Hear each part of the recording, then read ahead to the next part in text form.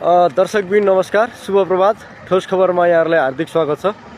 दर्शकबिन, यति बेला म झापाको कन्काई नगरपालिका 4 कोटियोवन क्षेत्रमा कन्काई माई नदी पुलको पूर्वपट्टिको क्षेत्रबाट तपाईँहरूलाई यो भिडियो सम्प्रेषण गरिरहेको छु। र तपाईँहरू यो पर सिल गरिएको क्षेत्रमा एउटा कालो झोला देख्न सक्नुहुन्छ र त्यो कालो झोलामा चाहिँ कुकरको एउटा बिँड बाहिर निस्किएको छ र माथिपट्टि पर्चाहरू र तारहरू छ र यो शङ्कास्पद अवस्थामा चाहिँ यो झोला यहाँ रहेको प्रशासनले थाहा पाइसकेपछि अहिले यस क्षेत्रलाई सिल गरिसकेको छ र यहाँ शङ्कास्पद वस्तु फेला परेको छ। यो शङ्कास्पद वस्तु कसले किन के उद्देश्यले यहाँ राख्यो भन्ने कुराको अब छानबिन पछाडि यसको घटनाको अनुसन्धान गर्दै जाँदाखेरि यो पक्कै पनि थाहा हुन सक्नेछ। र अहिले मैले तपाईँहरूलाई यही मात्रै जानकारी गराएँ। कन्काई माईको पूर्वी किनारमा ठ्याक्कै बाटोको उत्तरपट्टि चाहिँ अहिले एउटा कालो झोलामा चाहिँ शङ्कास्पद वस्तु फेला परेको छ र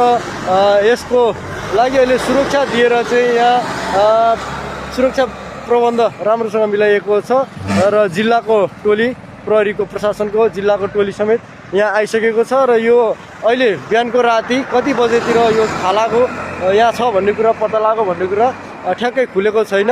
र यो अहिले बिहानको राति यस क्षेत्रमा छोडिएको हुन सक्ने अनुमान गरिएको छ। र यो कालो ब्यागमा चाहिँ के छ भन्ने कुरा राम्रोसँग अनुसन्धान हुन बाँकी नै छ। खबर दृश्यमा देख्न सक्नुहुन्छ यो कालो झोलामा चाहिँ उतापट्टि कुकरको बिँड पनि निकालेको छ, माथिपट्टि पर्चा जस्तो चिजहरू कागजपत्र छ र कालो ब्याग छ।